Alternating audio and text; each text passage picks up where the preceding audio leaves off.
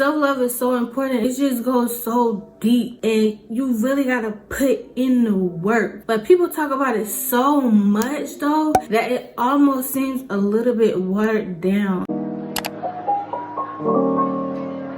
Hey y'all, what's up? My name is Gabby. Welcome back to my channel. Today I want to be giving y'all my opinions about self-love, my unpopular opinions.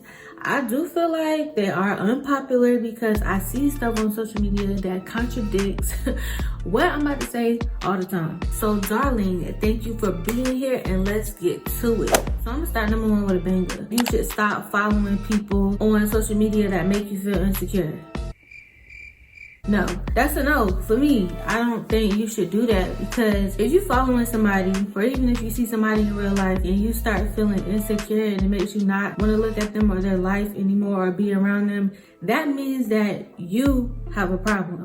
Unfollowing that person or not being around those people anymore might make you feel better about yourself, but when you get to the root of it, you don't really feel good about yourself because you're having to remove yourself from around other people just to make yourself feel better. If somebody has something going on that makes you feel small about yourself, you running away from that is not helping you. It's really just gonna make you weaker. And the thing is, you never really know what those people had to go through. People that are successful and they have all these cars and these material things and these families and this and this and that. You never know what somebody had to go, like how many trash relationships they had to go through to get that husband or get that wife. You never know how many cars they had to go through that broke down on the road, how many jobs they had to work to get where they are today. You never know what type of stuff they had to go through mentally to get the body that they have, to get the confidence that they have. And shoot, so many people out here these days get so many surgeries on their face, on their butts, on their breasts, on their stomach, just everywhere. And if somebody did not use surgery or a filter or anything to get where they are and they were just blessed, they just blessed. If you're following somebody that makes you feel insecure, you should not unfollow them. That's not real self-love. What you really need to do is understand why you feel the way you feel, why you're being a hater, and really start processing it. I'm not coming for you if you're being a hater. We all have a little bit of haterism sometimes, which is really important to grab hold to that so you can really understand why you feel that way so you can get past it. There's always gonna be somebody prettier or with a relationship that looks happier or with better or nicer things than you, somebody richer. There's always gonna be somebody of level up if you see it that way, because there's billions of people, probably trillions in the world. So you really gotta focus on yourself and get yourself right. Another thing for me is journaling. I think journaling is very important. It's a good outlet if you just want to talk about how you feel or just dump everything out on the paper. Either way, it's a really good way to practice self-awareness and start learning about yourself, or really to just be creative and let your mind be free. Whatever you like to use journaling for. But the thing for me is that it's put out there like it's some type of chore, like you have to do it every single day. It's become popular in the self-improvement world these past few years, especially with the nightly routines and the morning routines, and people make it sound like you have to do it every day. I seen a short on YouTube recently, and the girl was basically like how I feel when I'm about to journal, basically saying how frustrated she gets. And I was just really like, why? Why do people feel that way? You shouldn't be in that type of mindset if you're getting ready to journal. Journaling is supposed to be a way that you can relax and let your mind go and be free. To me, a journal is like a best friend. Somebody that you can tell everything to and that won't judge you or tell your secrets, that you can ask questions to without judgment and say what you want to say. Just get it all out. So if you feel frustrated because you have to journal, or you feel pressed to write something down, then you're just doing it totally wrong. Journaling is not a chore. It's something that helps you free your mind. It's really good to be able to do it every day to get a fresh reset, but you can journal once a week if that's good for you. You can journal every other day. You really just gotta do what's best for you. The next thing for me is these resets. These resets are really big too. People do morning resets, Sunday resets, stuff like that, which I also think it's very important to do. Sometimes you just need to start anew. I get it, like I'm with it. But the thing for me is that people just try to do everything at one time. Like when they do these daily resets. They try to go grocery shopping and get all the healthy foods, wake up early in the morning, journal, go work out, go for a walk, and take all your supplements. They try to do everything at one time during this one reset. It's okay to take a couple of days or a week and just over time reset. I've been doing some resetting myself, and some things are just things that cannot be done in a day. I just feel like you feel more refreshed if you break it up into certain days. Then once you get everything leveled to where you want to, okay, then you can just start stacking things on top of each other to where you have that whole new routine and you can just try to start doing it every day. I love having things in order. I love organizing stuff. I just like that fresh feeling I get inside and in my mind. And I noticed when you take on too much and you don't get it done, you feel like a failure. So then you try to reset again and again and again. You don't have to do a whole reboot overnight. You can take a few days or whatever works for you to do it. So I really think people need to take more time to just ease into the reset. My next one, I promise you, I'm not trying to come at nobody's neck, but this is just what I really feel like. There's this thing out there about being the main character, which is basically putting yourself first. Okay, cool, I'm with it. But I just really feel like if you're a single person, making yourself the main character should be easy.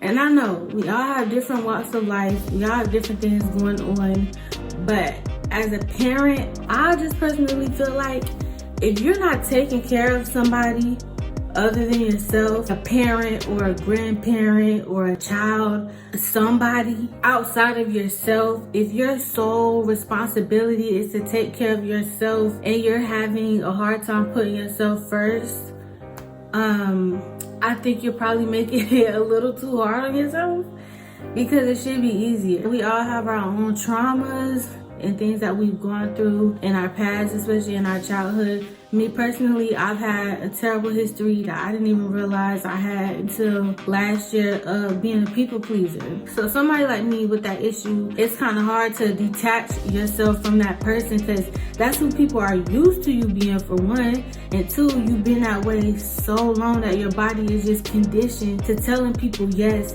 even though you want to say no. So in a situation like that, it is hard, and it does take a lot of work to get yourself to a place where you do put yourself first and stop yielding and succumbing to all the requests that your family and your friends and everybody has for you. Making yourself the main character, I feel like, is a very, very difficult task to do. But it's just a lot harder when you have somebody that you're having to take care of, because for one, you really do not have the time, and then they bring even more struggles sometimes on top of what you're already dealing with. So I just really feel like if you're trying to make yourself the main character and you're the only person that you have to take care of, all you have is yourself, sis, bro, you already 1,000 steps ahead in front of everybody else. The next one is about energy. So, I mean, most people want to be around good energy, which is understandable. I want that.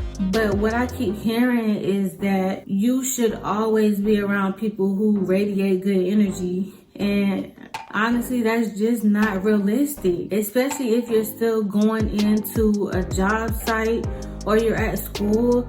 You cannot control other people's energy around you. You can only control yourself. I do believe when it comes to the set of friends that you have or the set of family members that you hang around, you should be around people who have good energy and who match your energy or have a higher energy than you, so that you can become a better person and everybody can just vibe well. But to be like, yes, I just want to be around good energy and around people who always make me feel good, is not for real. Like, that's not for real. You could go to the grocery store and somebody could bump into you with their buggy, look at you, and just keep walking. You could be walking into a store, into the phone store, and you right behind somebody and they just let the door shut in your face.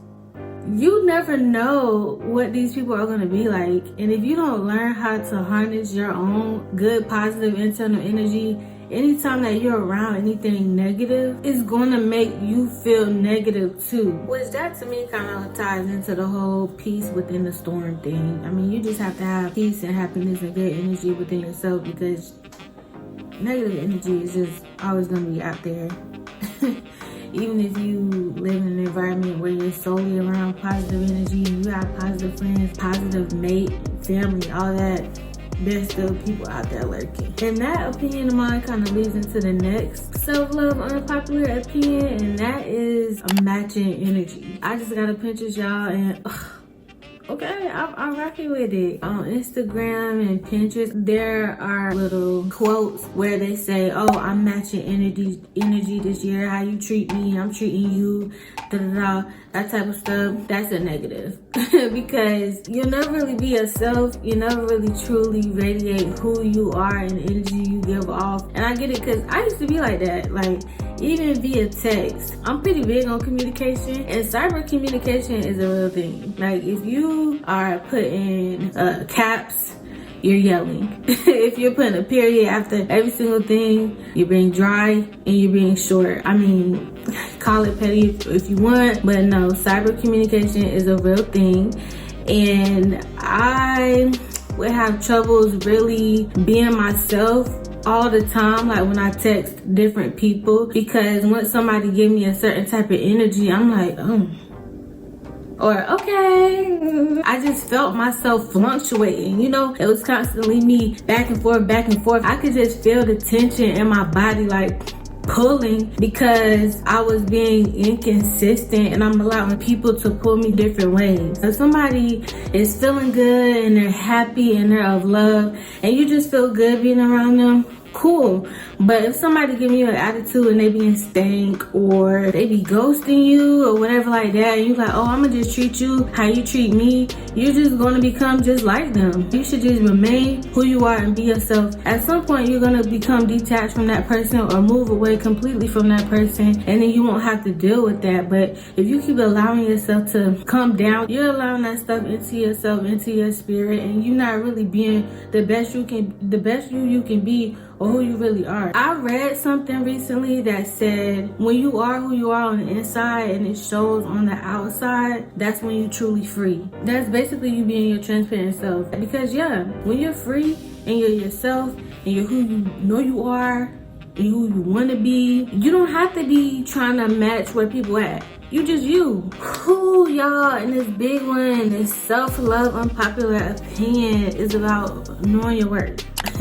I've come to realize in the past couple of years how important it is to really know what being worthy is and what knowing your worth is. But I think it's just the fact that they be making it sound so simple and easy. Like, it's that easy for somebody to know their worth. Like knowing your worth doesn't take time. It's really cruel to just try to put it out there that that's something that somebody can just do overnight. It's when people try to give you step by step how to overcome trauma and live your best life. Step 1, you need to recognize that you're worthy. Like, come on, it's not that easy for a lot of people, because you're really overcoming a lot of tragic stuff, whether it was something physical or something mental or emotional. You really have to get yourself out of the mud to get to a point where you know you're worthy. But not only that you know you're worthy though, but that you feel worthy too, because it's different. You can know in your mind that you're worthy, but if you don't feel it inside,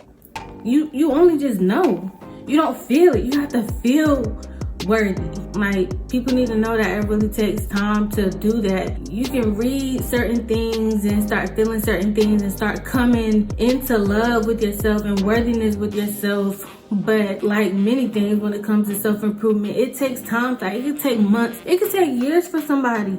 Because if you feel unworthy, something in your life or somebody in your life got you to a point where you feel like that. Like, I've gotten to a point where I felt unworthy just because I didn't know. Like, I grew up not hearing certain things or knowing certain things, and then I started getting into a relationship with men who were treating me this way and calling me this and calling me that. And even though I didn't believe what they were saying, you know, when you deal with people over time, different type of people, and they say this about you and that about you, and you start looking at yourself and your body and your life, you start thinking, I know this not what my life is supposed to be like, but I'm here. What does that say about me? You know, there's a lot of things that lead somebody to feeling unworthy. And I think some people probably could still be in a place where they don't even know. So if you starting from that point, like if you starting from scratch like that, baby, it's gonna take some real soul work for you to get to a place where you feel worthy. Knowing your worth is very important, but it takes time. It's this whole interconnected feeling, you know what I'm saying? Like if you really want to truly love yourself from the inside out, you gotta truly love yourself from the inside out. I think people scratch the surface of self-love. Self-love is so important and it's so deep, but people talk about it so much though that it almost seems a little bit watered down. And it's even sad that I'm saying that, but it's true. It just goes so deep, and you really gotta put in the work to really truly love yourself, depending on where you are in life. And y'all, I promise y'all, I know I have one more, but I can't remember what it was. I didn't write it down. So I hope I remember, and if I do, I'm gonna make sure I pin it down in the comment. But yeah, those are my unpopular opinions. If y'all can think of any more, drop it down in the comments below, let me know. That is it for now, y'all. I hope y'all enjoyed this video. Make sure you subscribe if you haven't already, and until next time, and peace and love, I'm out.